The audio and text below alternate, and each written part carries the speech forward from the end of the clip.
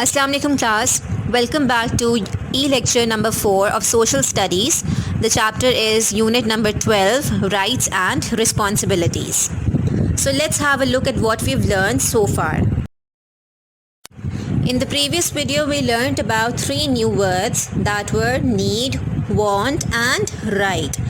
The need is to require to do something, while want is a desire, while right is the basic freedom of all humans.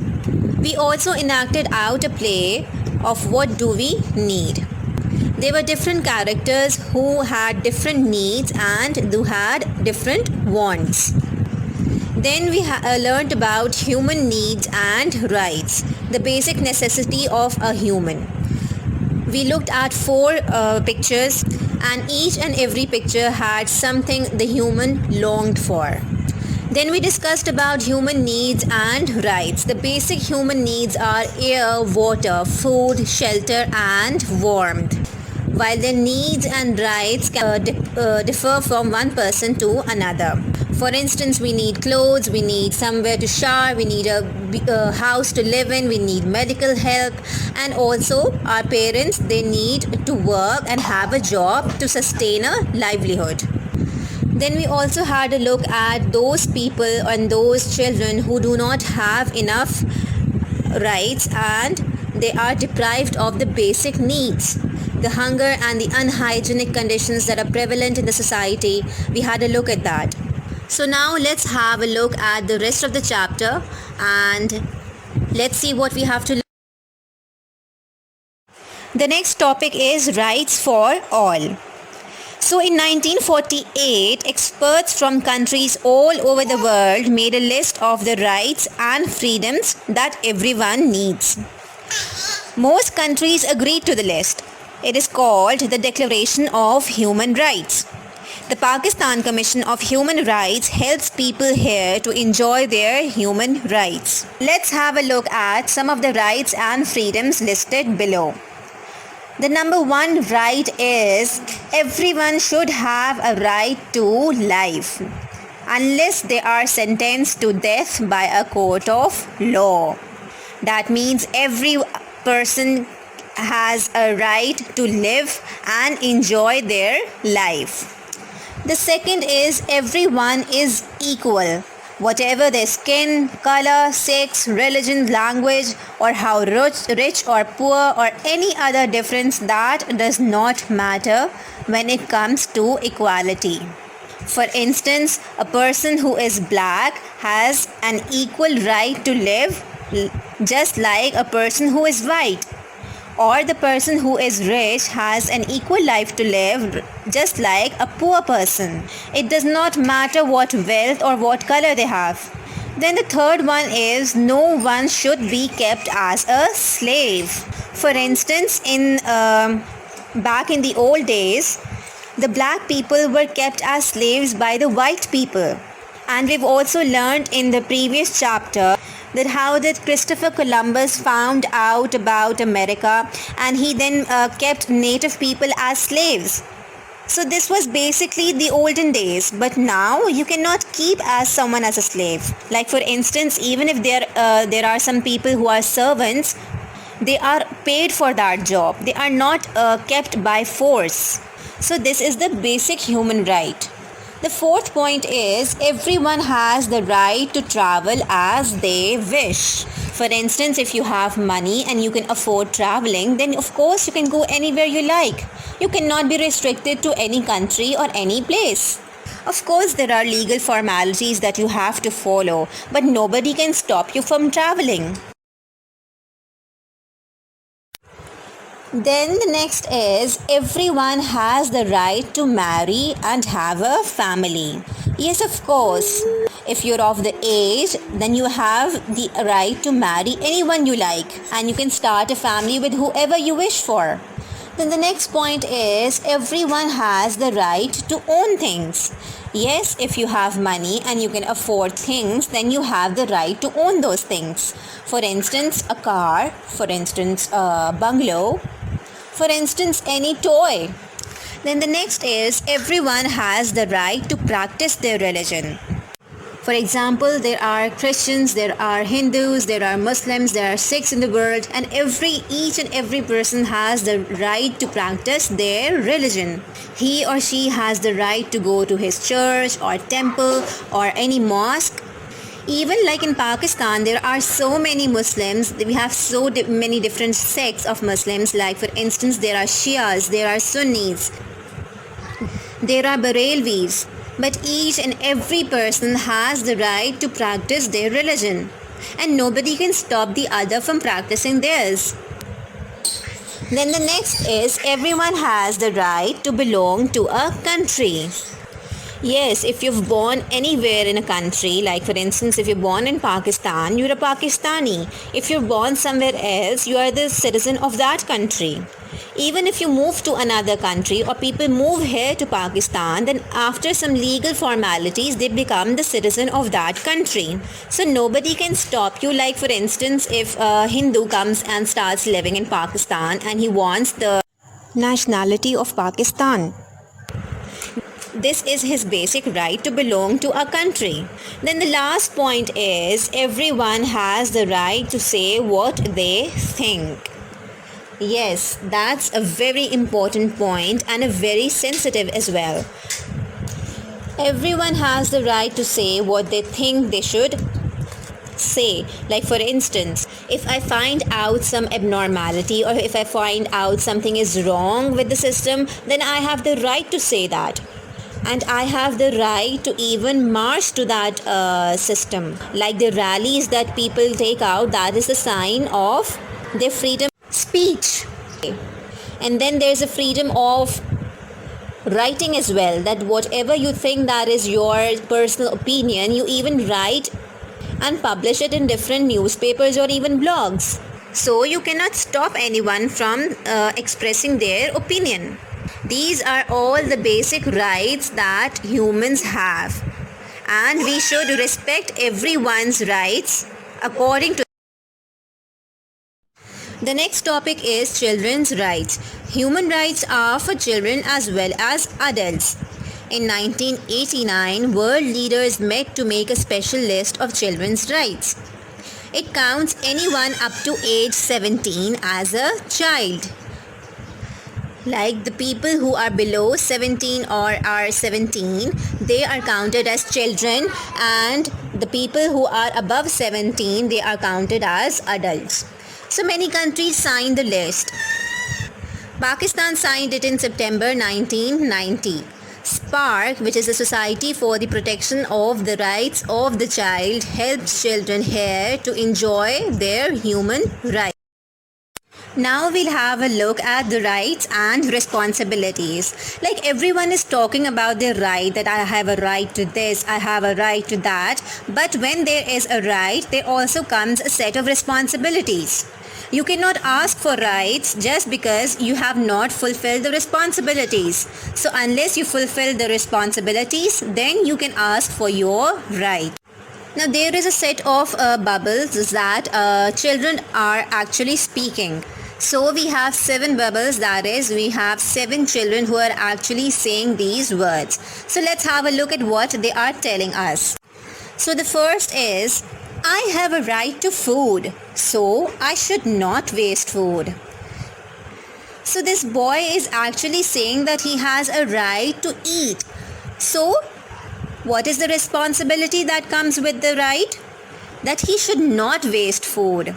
Yes, of course, we all have a right to eat healthy and be healthy. But that does not mean that we start wasting food.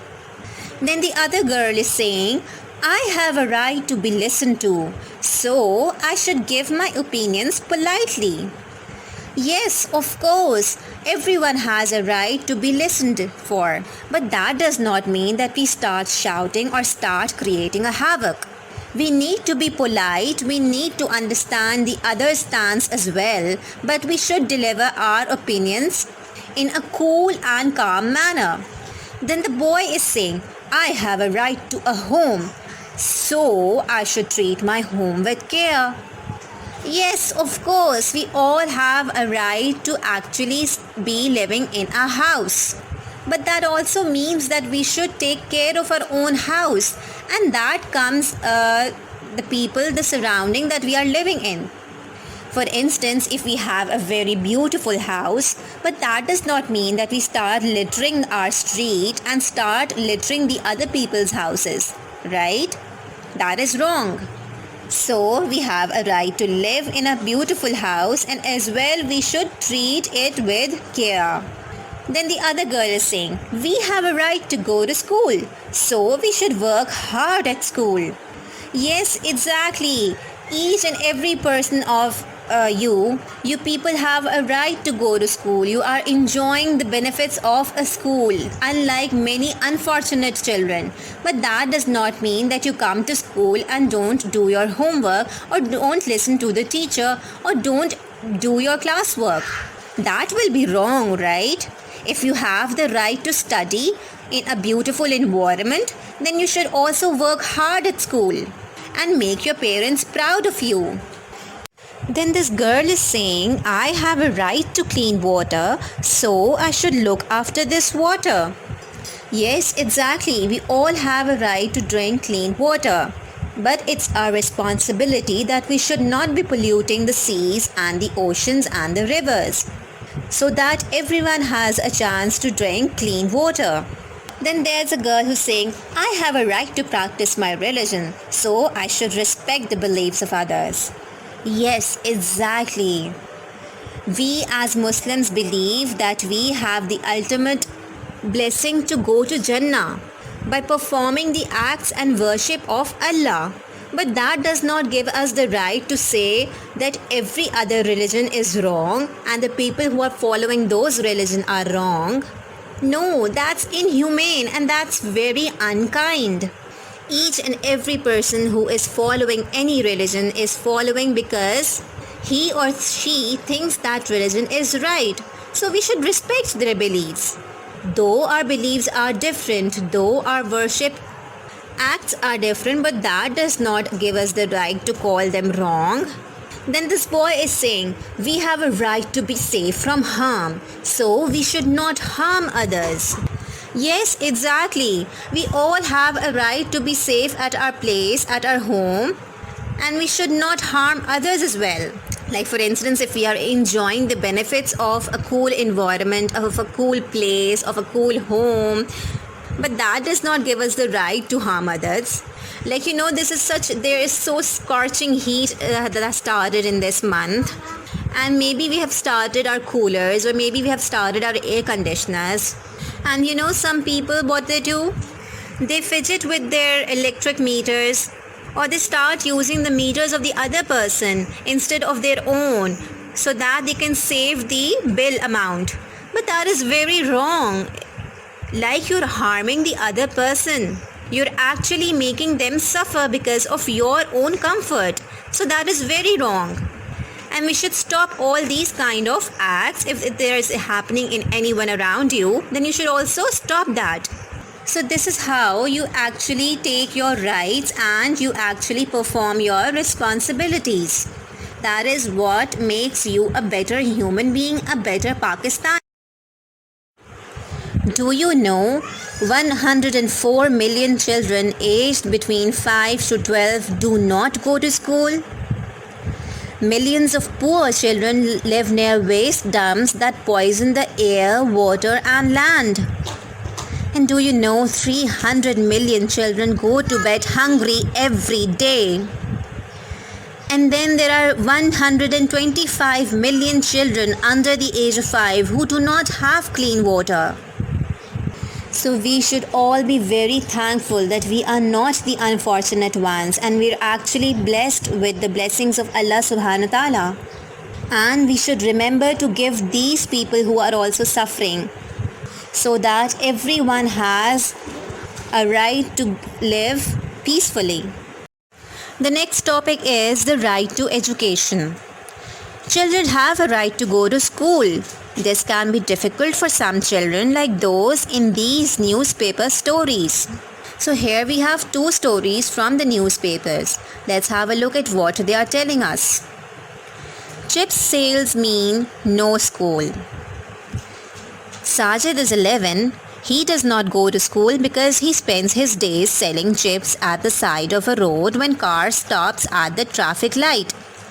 He said, "My family needs my money to pay for food for my young brothers and sisters. We also have to look after my grandmother who is ill, and we are saving for my sister's wedding." If Sajid went to school, he would not have time to earn much money. See how young Sajid is, and he has to work just because he has to afford the expenses of his family? Because they think that he is elder, so he needs to work. But he does not go to school because of this. So he's selling chips at the traffic signal. Can you imagine if he goes to school, Sajid goes to school, and instead of working here, he starts studying? Then what will happen? Yes, of course, he starts having knowledge of the world. And then he will have the skills to compete in this world. And then he'll start earning in the later life. But his basic right, that is the education, that will be fulfilled. Then we have another story. No school for baby minder. Kavita is 8. She does not go to school because she stays at home to look after her baby sister while her parents work. She said, "There is no school in my village. I can help my parents by cleaning the house and looking after my baby sister." If Kavita went to school, one of her parents would have to stop working.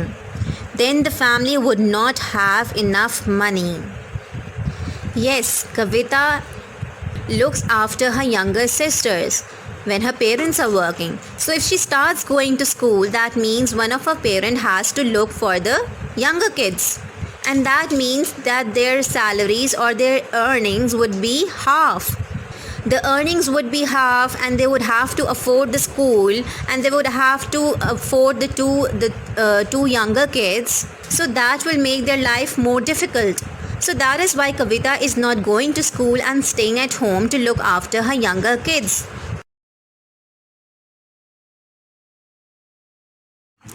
This marks the end of our chapter. Let's have a look at what we've learned so far. Everyone is equal and has the same human rights. Most countries of the world agree what these rights are. These rights are listed in the Universal Declaration of Human Rights. Most countries also agree that children have extra rights. Many adults and children all over the world do not have everything they have a right to. This marks the end of our chapter. Let's start with the question and answers of this. Now let us start with the question and answer of this chapter. Question number 1 is, in what year did world leaders write the list of children's rights? In what year did world leaders write the list of children's rights? We have discussed it in the slides for the rights for all. Go back to that slide and check it out. Question number 2 is, up to what age does this count you as a child? Question number 2, up to what age does this count you as a child? Go back to the slide again and start listening carefully, and there's a number that you're going to hear.